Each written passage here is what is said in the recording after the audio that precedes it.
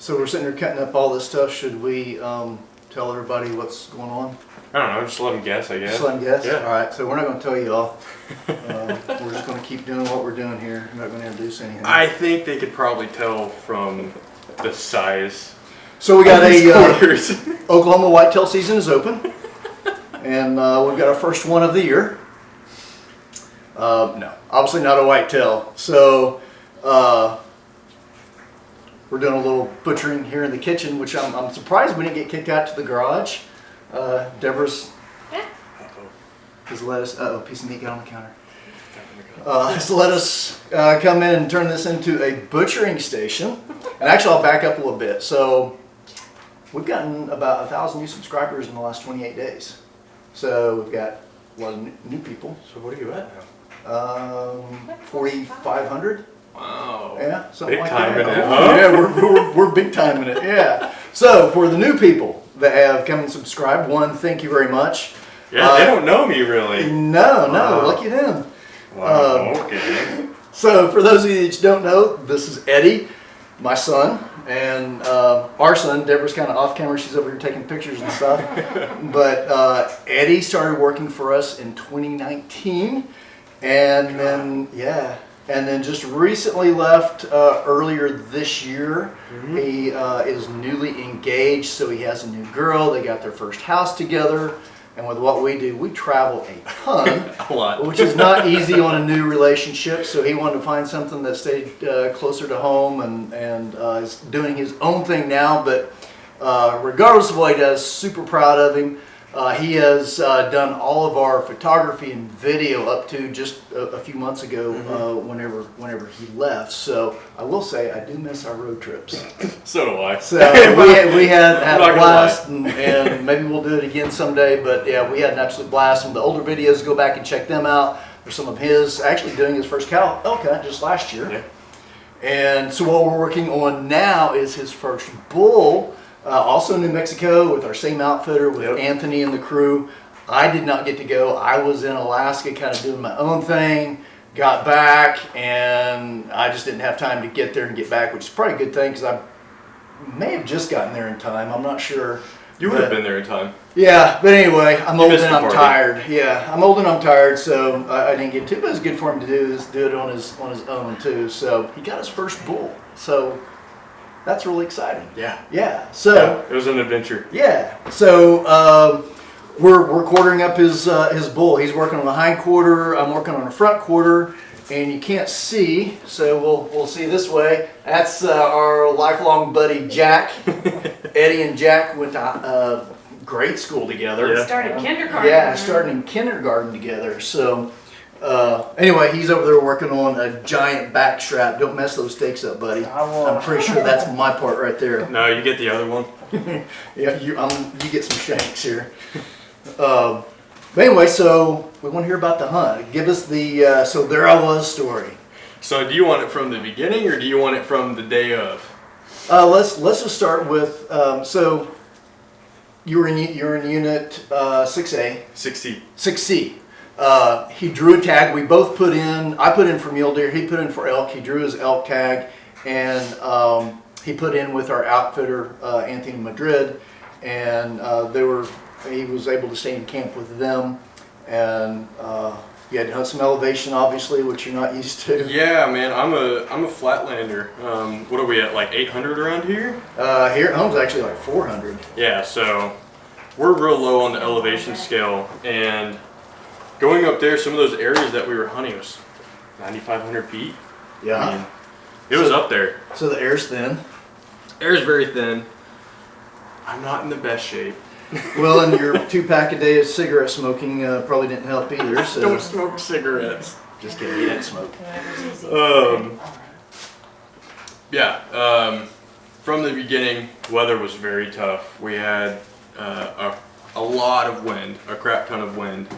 I think day one we were getting gusts of 40 mile an hour Oh wow. winds. Yeah, I mean it kept these elk holed up like really, really bad. It made the hunting tough for really the whole weekend. It blew your shower tent over, didn't it? It blew our shower tin over. I couldn't shower the whole time. Yeah. Well, we're glad that you showered before you came here. I did. I got a good shower in last night. But Monday is when it finally started to clear up. The morning cleared up a little bit. Yeah. And so we went to actually a completely different area from where we had been hunting. And this is where the terrain got a little rough, and it was almost like what you and I were hunting in Idaho for your mule deer hunt. I mean, it was up and down, and there was deadfall everywhere. It was an old burned area. Oh, it was? Yeah. Hunt the burn. Yep. Hunt That's the what they burn. say. Easy to glass. Yeah, buddy. And yes, I don't know, it was probably a 30 to 45 minute hike in, but luckily it was on a trail. Uh-huh. And so we get sat down, and just before sunrise. Now, this is the day that you got your bull. No, this is the day before. Oh, day before. Okay. Yeah, so just before sunrise, our guide Barry, shout out to Barry, he was awesome. We got 4 bulls spotted on a hillside, and one of them, I'm sorry, you probably couldn't hear me. We had 4 bulls spotted on a hillside. We decided to try and go after them, and it just didn't pan out. Right. It didn't work out, and weather was still good at that point. But then, probably by 10 to 12 o'clock, we had a complete whiteout blizzard roll in. It was nuts, and it was not fun. But so we got through that day, but then the next day is when it all went down. Weather cleared up, super nice, very, very minimal wind. I think it was in the mid 40s to 50s for temperature. So I mean, it was spot on for elk hunting. Well, at this point, most of the other group, everyone else in the group had tagged out. Oh, wow. And Successful so, camp. Oh, very, very much so. Even considering the conditions, very successful. So I go out, so it was 2-on-1. I was with Mark Smith, and Barry was our guide. So Mark Smith is a longtime client of ours who's been on numerous hunts, and he's been on our long-range shooting school in Utah, and Eddie and him actually met there, so they knew each other. Yeah. So we actually split up that day just to, increase our odds. Uh-huh. And I wound up going out with a different guide. His name was Brandon. But The Brandon I know, is it? Huh? The Brandon I know? Mm-hmm. He's like 22. Finnegan? No. That's Braden. Oh, Braden, that's right. I went with Brandon. Sorry, Braden. Brandon's really good too. So. Nice. Yeah, so I went out with Brandon. Mark stayed with Barry, but we went to pretty much the same area still, but just different sections of the mountain. Uh-huh. Started glassing down in this canyon. We actually, both of us, got on the same group of bulls, 3 bulls. They were down in the nasty, terrible part of a canyon. It would have been a hellacious pack out. It would have been really bad. But Barry and Mark had already gone down to the bottom. They beat us down there, so we weren't going to screw that up for them. Right. But then we get a phone call from another one of the guides that was out scouting. He was out with a different hunter. They were trying to find a bull, and they actually found 3 bulls bedded. And they just weren't what that client was looking for. And so he called us and was like, "Yo, I have 3 bulls bedded here that someone needs to come get." Did you say I'm on my way? Yeah, pretty much. I heard Brandon say 3 bulls while he was on the phone, and I knew what that meant, so I just started packing my stuff up and getting ready to go. So we get all packed up. We're hiked down kind of off of a finger on a ridge. Get packed up back to the truck. Anthony, senior, he actually came and picked us up because he was in the area scouting. Okay. Headed over to that area, which actually wasn't too far from our camp, which was pretty nice. Where the bulls were? Yes, Okay. yes. Stand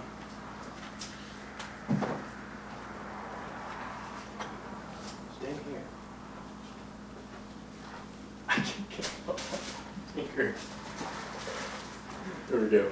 Yeah, so those bulls, they were pretty close to camp. We packed out. Anthony picked me up. We headed over there. Well, then we heard that Barry and Mark were coming out of the bottom of that canyon to come try and do a double on these bulls. And, you know, we had the thought, it would really suck. They came all the way out of the bottom of that canyon, drove all the way over back towards us to camp, and I had already gotten a bull down. Would have been cool that I got a bull, but that would have sucked for them. That's a wasted morning. So we waited for them there. These bulls, there's 3 of them. We were parked on the road and they had to go up this little hill, and they were just down the other side of it in some aspens. And so, I mean, probably from the road, 400 or 500 yards from us, really wasn't bad. So Mark gets there, we start sneaking up the hill and get to the top and then go off to the edge so we can see these bulls, find them, and get a shot. Well, the whole top of this hill is just filled with locusts, or some people call it cat's claw, just thorny bushes. So we couldn't sit down anywhere, we couldn't go prone, and neither of our shooting sticks came up to standing height. They were both for sitting. Oh no. So, like I said, this is an old burned area, so we found a burned tree where the top half had pretty much fallen off. It just so happened to work out perfectly. It was about a 280-yard shot. I'm a lefty, Mark's a righty. I got on one side of the tree and braced up on it. He got on the other side of the tree and braced up on it. And you mentioned he's been to one of our long-range schools. One of the things that we practice there is command fires. Yep. So that's what Mark suggested. That's what he wanted to do, and I was all for it. So for those of you that don't know, so we do long range shooting schools.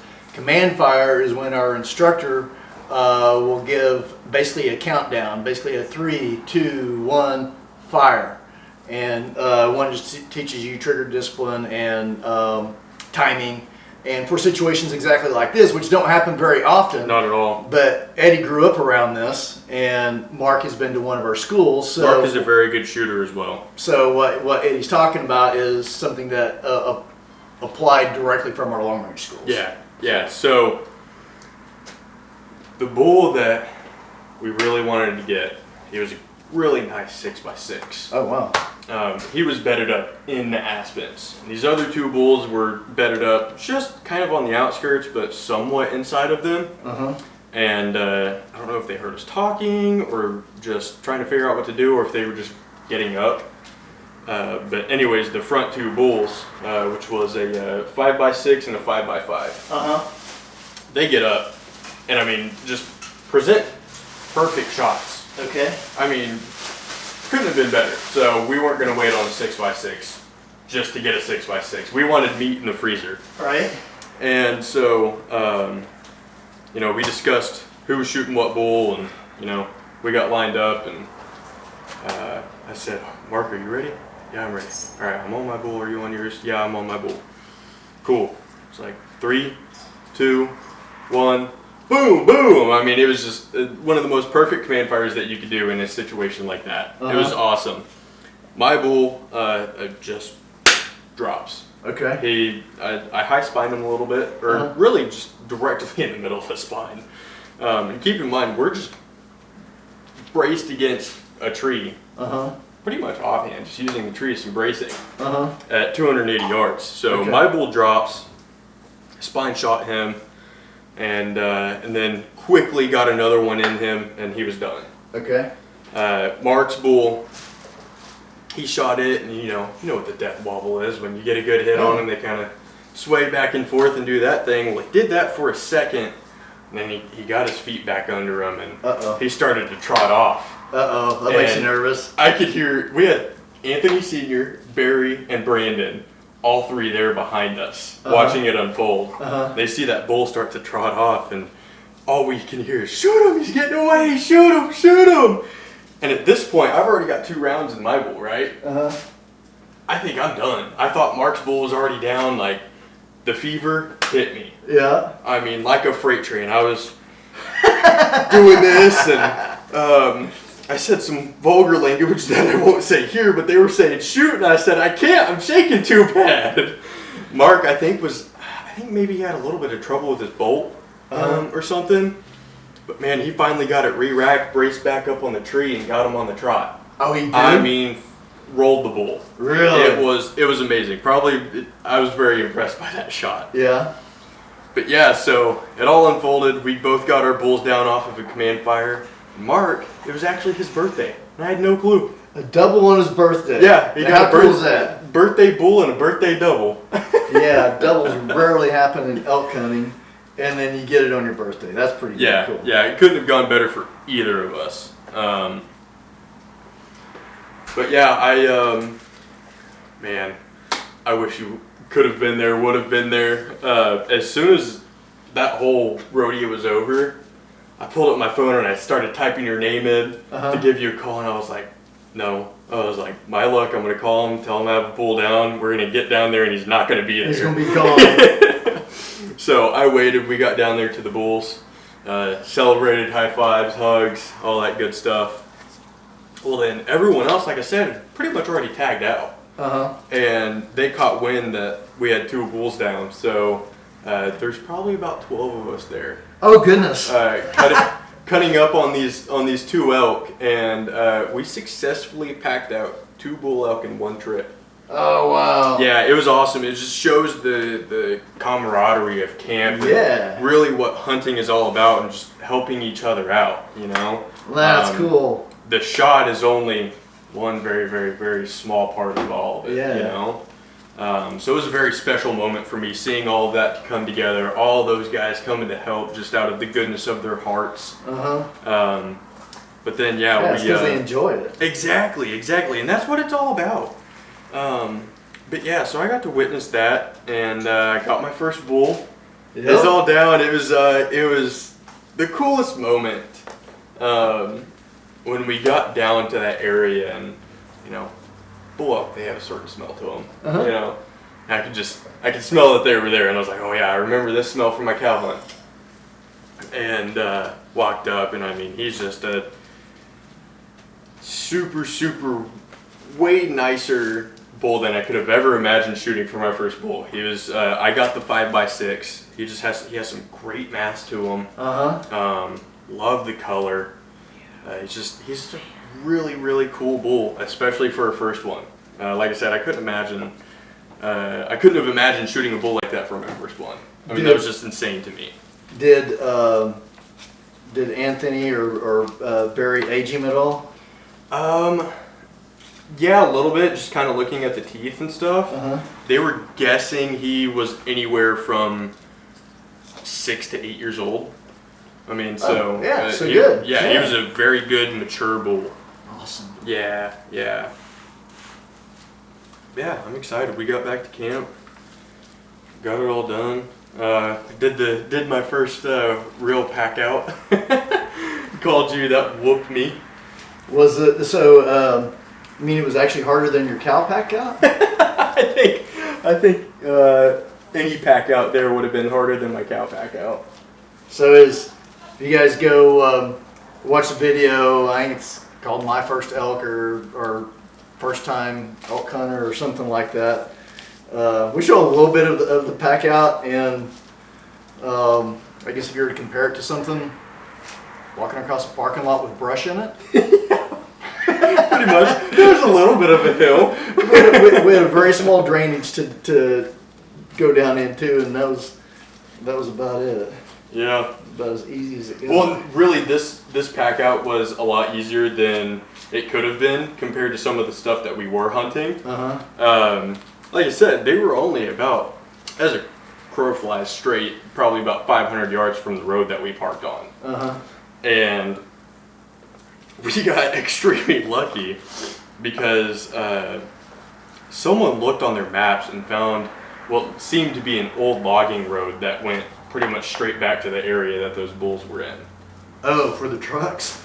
No, we didn't drive back there. There were logs falling all over it. Okay. It had been washed out. But just for us to walk on. So that made it maybe close to 1,000-yard pack out. Something like that. But through nasty cat's claw and going over different logs and bushes, and you know, of course, I tried getting a hindquarter for my pack out, you know, just to have the biggest thing. It's my bull. I got it down. But some of those guys, I mean, they just pick something up, threw it into the pack, and they were gone. I mean, they do this stuff all the time. Those guys that do it all the time, they're so fast with field dressing and skinning and It's amazing. and all that. And yeah, obviously, we've done our fair share, but they're literally twice as fast as we are. Oh, it's insane.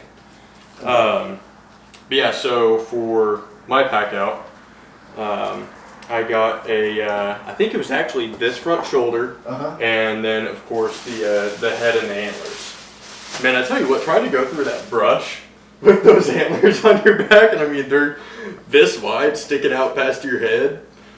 That's not easy. No, it's not. And they do it running. Yeah, I don't get it, man. They're Yeah. some amazing, tough, beautiful animals. Well, that's awesome, man. I'm super proud of you. That's an exciting moment. So Yeah, it's a big accomplishment in my life. we'll have to do one together where we. I was gonna say we need to do it together. Where we both put in, so I can be there for, I guess, your second elk hunt Well, it'd be my third elk hunt. or be a bull hunt. Yeah. So well, cool. Well, I'll actually be with Anthony back at the schoolhouse campground in December. Yeah, that's right. So that's for your field to table event, That's a right? field the table. Yeah. Yeah. So we'll have a few hunters coming to camp. I'm gonna stop these for a second. I've got to sharpen that knife. Mine got really dull quick. I don't think it's ever been sharpened. That sounds good. Yeah. Doing it backwards. Come on, Lefty.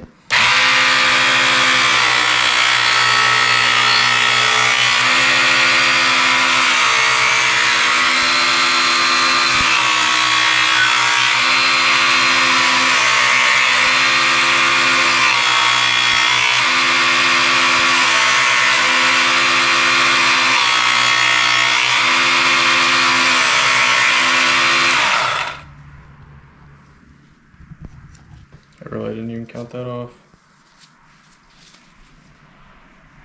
It's sharp. Advantages of having one of the Work Sharp. What's that one called?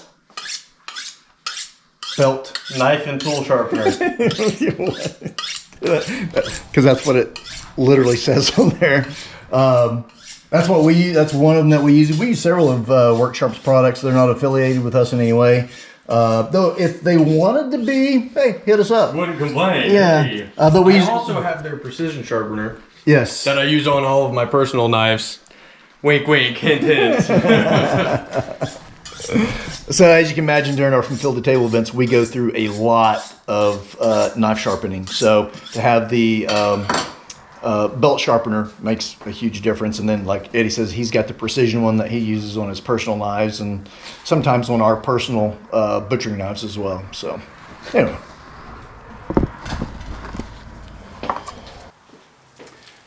So a little bit different than doing a Texas whitetail for From Field to Table event. Just a little bit. I mean, it's the same concept and all the same steps, just Everything's bigger. a lot bigger.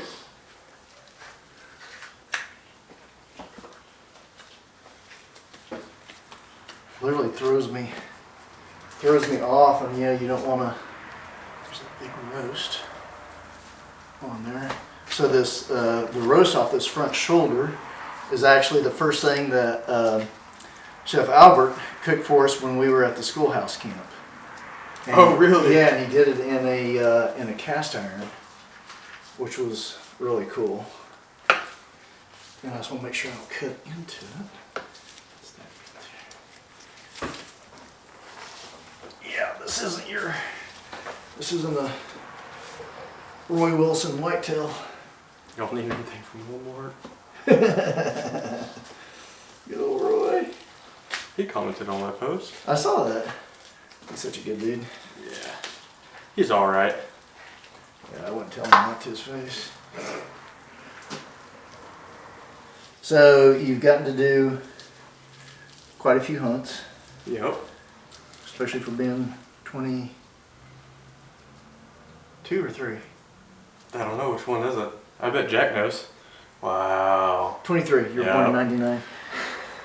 I saw you doing that math in your head. Yeah. You got a favorite? Favorite hunt? Uh-huh. Oh. Man.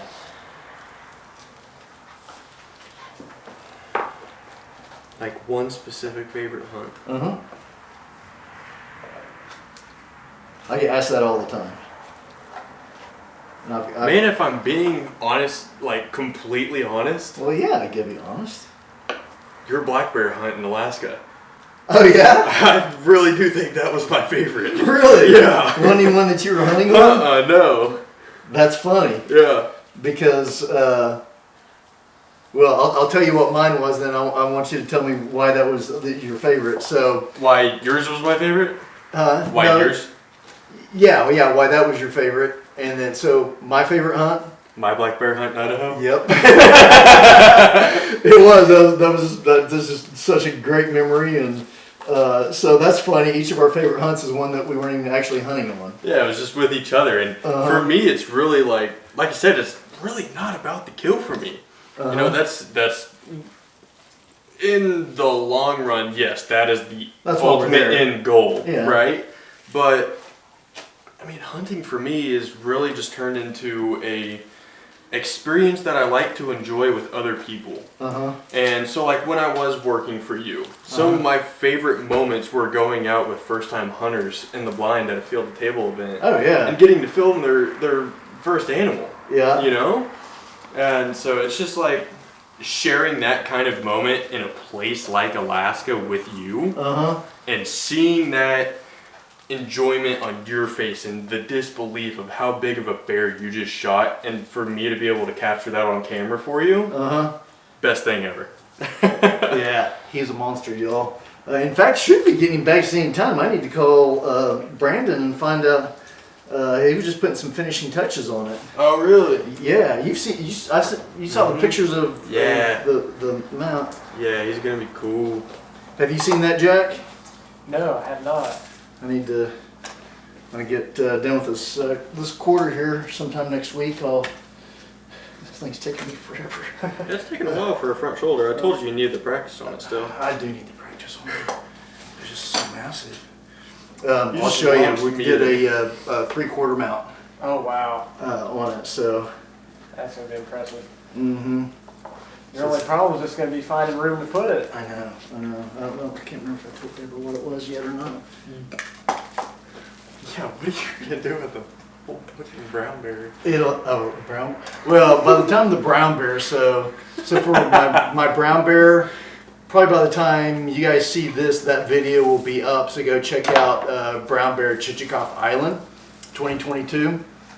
Got a hell of a brown bear. I mean, it's just a hunt of a lifetime, trophy of a lifetime. He's absolutely massive, and I'm doing a full body mount on it. And I don't think I've taken y'all on a tour yet, but our house is full of mounts. My office is stuffed. Africa. Upstairs is just Africa, isn't it? Upstairs is just Africa stuff. And that was from what, like 2008? Yes, or 7 or something like that. But anyway, so I'm doing a full body mount on it, on this brown bear, and I'm not too sure where we're going to put him. So, anyways, yeah. But yeah, that black bear hunt was a lot of fun. The Alaska one? The Alaska one, yeah. Yeah. So part of that one, I think it was day 3. We ended up putting down 5 bears in like 4 hours. It was nuts. It just turned. It got western really quick, and just it was just one after the other. Mine was the last one, and anyway, it was crazy how it all went down. Yeah, when it went down quick. Yeah. That's a fact. So yeah, that was definitely a favorite hunt for me too. That was definitely a good one. But yeah, so your black bear hunt. So his first black bear hunt was in Idaho, and he was 12. So and it was a pack-in 12 miles along the Selway River in Idaho, spot and stock, straight up, straight down. And anyway, it was his first real hunting experience. You know, he had killed quite a few whitetail and stuff like that here in Oklahoma and in Texas, and stuff like that. But he hadn't really done a true spot and stock hunt, especially for bears. And so you get to see what it was all about, and there were some times that I think maybe you weren't liking it so much. There were some times that I really wasn't liking this elk hunt too. There were times I was hiking up that mountain and I said, I'm never doing this again. But I can guarantee you I'm doing it again. Oh, 100% you are. You just gotta get your ass back in the gym and doing some running. Yeah. I'm doing a half marathon in November. You're welcome to join me. I'm okay. I'll let you enjoy that one. I don't want to beat you. Yeah, I don't think we gotta worry about that. But yeah, that one was a lot of fun. So, and I've never really asked or thought to ask or had a reason to, how did that hunt even come about? Like, how did you decide, I'm going to take my 12-year-old on a backcountry black bear hunt? I just started putting it together.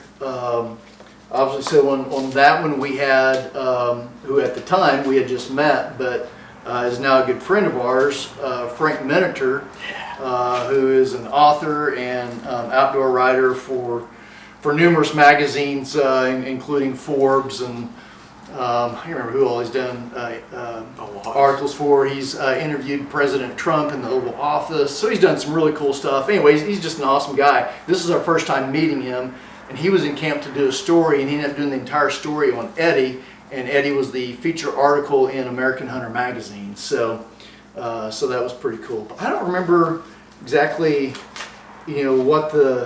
why it was being put together, what the How it came about? Like, yeah, because obviously we had Conway there with us, yeah. Conway Marvin, Oh yeah. and I don't remember who else we had.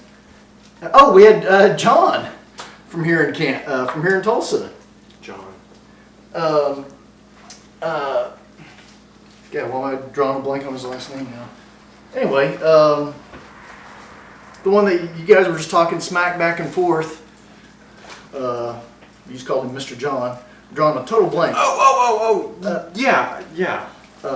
Anyway, he's a friend of Anthony. Yeah, Richards. he was in bear camp with us in Wyoming. Yes. Yeah. Yeah. So, anyway, so we had several friends in camp. Sorry, I'm not remembering John's last name. John's gonna watch this and be like, It's like I thought we were friends. I'm just drawing a total blank. I don't know what to do. who knows if John even watches our videos? Yeah, he probably doesn't. Yeah. But anyway, yeah. So I don't know how it came about. God, goodness, I guess. Where I'm at, so.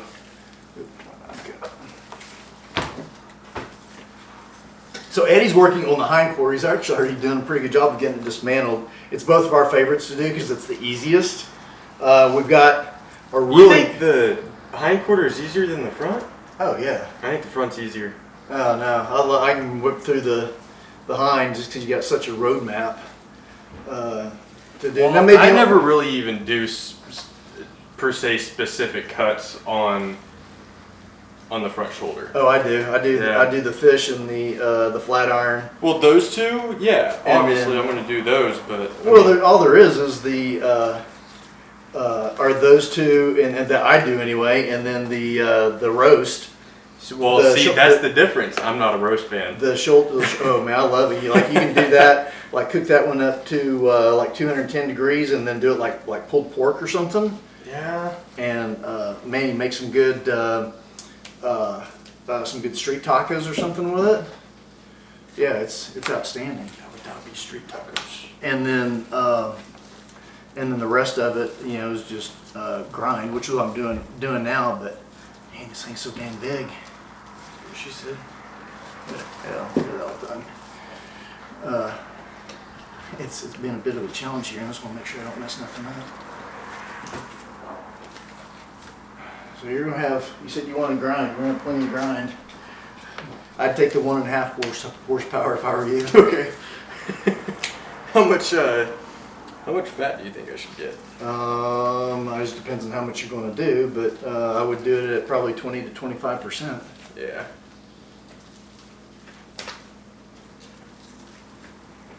Somewhere around there.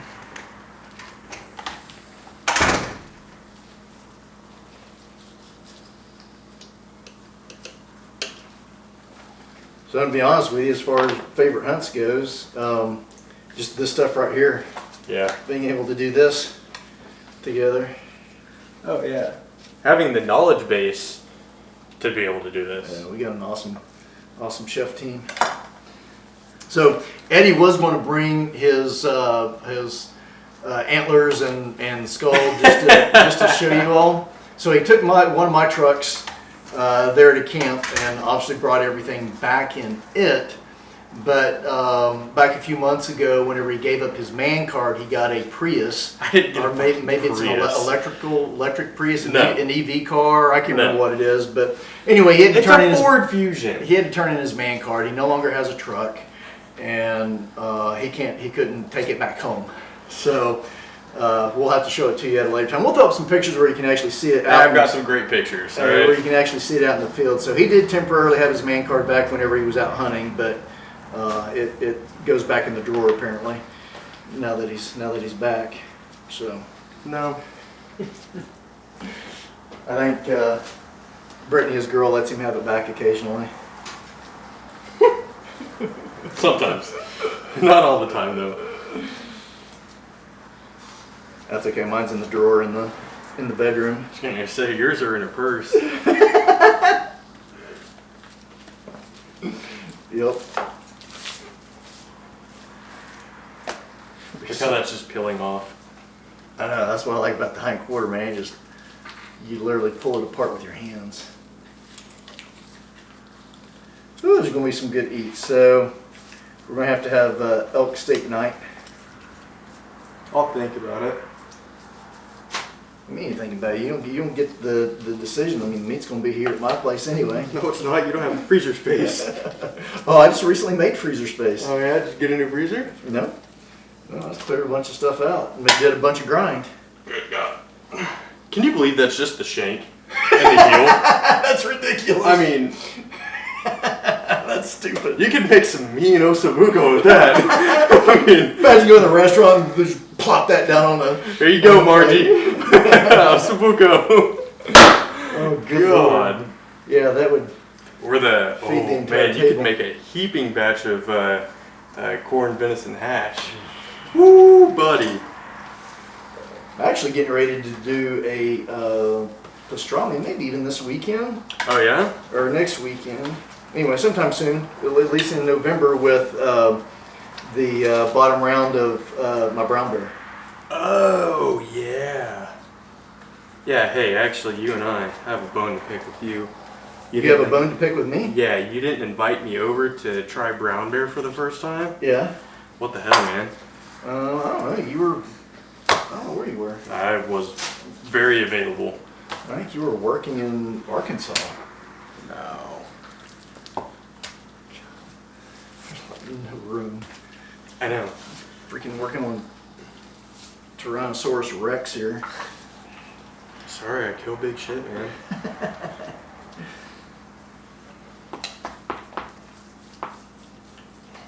Yeah. So anyway, I think we'll do a big ass pastrami.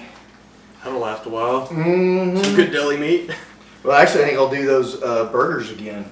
Did you get any of those the first time? Yeah, with the elk and the black bear pastrami. Yeah. Yes. What kind of sauce was that on there? That was so good. That was, I don't remember. So that was one I actually came up with, and I don't remember if I just Googled stuff and started making stuff. Anyway, it was just one that we made up. So So- can you make it again? Oh yeah, I've already made it since then. Okay. Yeah. So what we're talking about, we did a black bear pastrami from the black bear that Eddie's talking about. Was that from mine? Hmm? Oh, that was from yours. That was from your Wyoming bear. What? No. Was it? Yeah. I think it was from your Alaska bear. No, remember my Alaska bear meat didn't make it back. Oh, that's right. It was my Yeah, bear. yeah. Another reason. So there's multiple stories here. Another reason to process your own. Yeah, we had an incident where my brown bear meat did not make it back because I had already processed it myself, vacuum sealed it, packaged it, froze it, and anyway, this processor was supposed to ship it to us, but they were also going to use some of the grind meat that I had already put together, and they make a really good sausage with it. And Sirloin. anyway, my packaged meat never made it. So That's one cut. that's why you do it yourself. You guys can't see it, but we have Kim back here, and she's freaking out at the size of this. That's sirloin, right? Yep, that's the sirloin tip. Yep. So that makes excellent jerky, makes a really good roast. I'm thinking jerky, man. I want a lot of jerky. That's a lot of jerky. Well, good thing we have made with meat products that can handle a lot There you of jerky. We actually just did a blog on making jerky, how to make it, how to make it, why to make it, from Chef Wutch, and then that's tied into a video that you and I did. Remember when we did the chili lime and the maple bourbon? Yeah, that was a while That ago. was a while ago, yeah. We never released that? Yeah, no, we released it, but okay. he just did a new blog and I tied those videos into it. Oh. Yeah, so. Very nice. But we'll do another video, super simple jerky recipe. In fact, just leave one of those here, and that's what we'll do. We'll slice it up. We'll get the slicer out. Actually, I get the slicer back from Tim Manello. He borrowed it like 3 years ago and hasn't brought it back. You haven't Thanks, had Tim. that thing for 3 years. I'm just kidding. It was like maybe 3 weeks ago. But anyway, he shared with us how his dad did jerky. Yeah. And it's just I can't remember what it's called now, but it's basically a fajita marinade. Oh. And that's all you do, just marinate it in that fajita mix, and it is outstanding. Oh yeah, I bet. Just fajita jerky, man. That sounds good. It was really good and super simple. So yeah, I like simple. we'll do a video on that Man, and get some made. it's just nuts. I Did mean, you show that to the camera? yeah. I mean, look at that. There's your sirloin. Yeah, so that's the sirloin tip. That's basically the quad of the elk. So The football. the football, yeah, because it's shaped like a football, like a giant heavy football. Jesus. Yeah, so that one you probably just heard us talking. So that one's really good. Put that on a slicer, and it's really good for making jerky. And it's also really good for putting on a roast. There's a lot of sinew in the middle of it. Underneath here, there's quite a bit of sinew, but you can use a pressure cooker or a slow cooker and melt all that, and the sinew will go away. Just you'd clean all the silver skin off of it. Which are you just gonna clean it up later? Or are you gonna vacuum seal it with the silver skin on? I'll probably clean it up today. Oh, are you? Okay. Yeah. All right. Cool. So with actually, I'll wait until Eddie gets it. He's almost done. He's got to pull the shank off, but we'll lay out just the hind quarter and show you how much meat it is off of an elk. And then we're going to vacuum seal everything. He's going to clean it up as much as he wants, and then we'll vacuum seal it. You're probably not going to do any cuts or anything, though, are you? You going to leave the muscles whole? I mean, some of those you may have to cut because they're so freaking big. Well, I mean, But you it's can- 2 of us. Huh? It's 2 of us in our household. Well, I know, but I'm just talking about whenever. So if you thaw it out and then cut it up. Yeah, but I don't have all the fancy equipment at my house that you have here. Yeah. If you work for a really cool company that works with really cool You wouldn't give me shit to do. manufacturers that Don't have lie. that product. Yeah. So, but yeah, no, you didn't want to do that. I should have stabbed myself until someone else took this hind quarter off. Oh yeah. Is that the same as what you just did that you cleaned up? This? Mhm. No. That's the top round. That's Good God, I almost didn't recognize it. that's my favorite cut. So you can do roast and stuff. With the out of top it? round.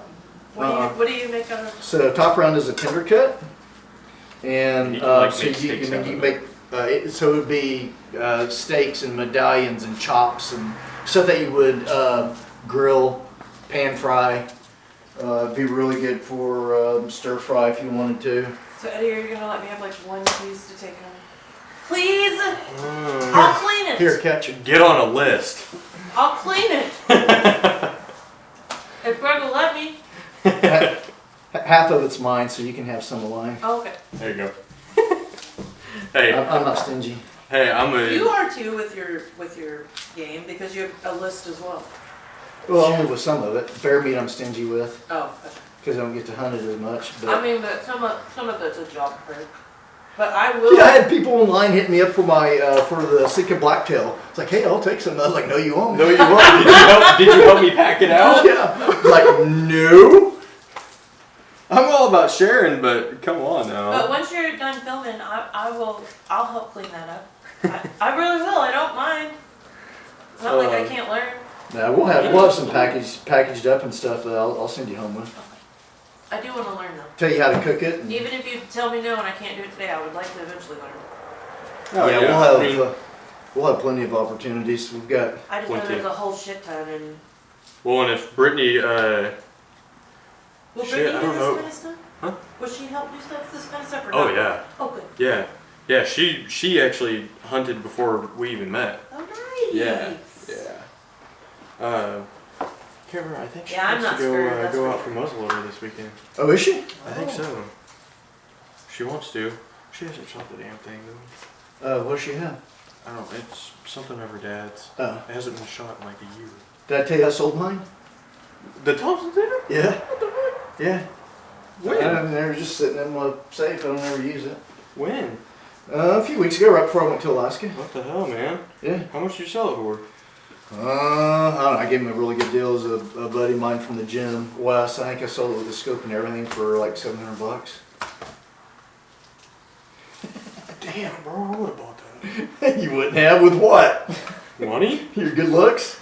Yeah, well, I mean, that does help. Yeah, that would have maybe gotten you the rings off of the scope. Oh, shit. So, we got half done. Yeah, half of it now. It took a little while. Of course, we were talking and goofing off too. We don't have this organized super well, but so yeah, this is just half of. Basically, this is a hind quarter and a front quarter, and some back strap in there, and then what we have in here is some grind that we'll grind up. But yeah, we've got the other half to do, so there's a lot of meat here. So and there's 2 at his house and 2 at our house, so this will last us a good while. So this is basically like we split it in half. This is what you're going to have at home. Minus the back straps. We get both the back straps here. Yeah. So anyway, so we're going to do the other half. We won't make you. We won't record all of that. We're going to vacuum seal all this. We'll show just a little bit of that because we have both the Made With Me vacuum sealer and we also have the chamber vac. So we'll use those and get it wrapped up. And I'm gonna eat some elk tonight. We already ate some elk today. Yeah, that's true. Yeah, that's true. So That's true. anyway, it was good having you back in here Yeah. in the kitchen. Yeah, it was a good time. It's always fun having a little processing party. It is a little processing party. We're That's just right. missing the beer. Mm-hmm. Yeah. Yeah, no beer for me. I'm in training. I just didn't think to get beer. I can drink beer. Yeah, so good times. Well, actually, maybe I don't know. Maybe we'll go through some cuts of meat with you or something later. But anyway, yeah, it's been fun. Get this stuff done. Let's get the other half done, and let's get it vacuum sealed. And I need to sit down. That's it. My back hurts.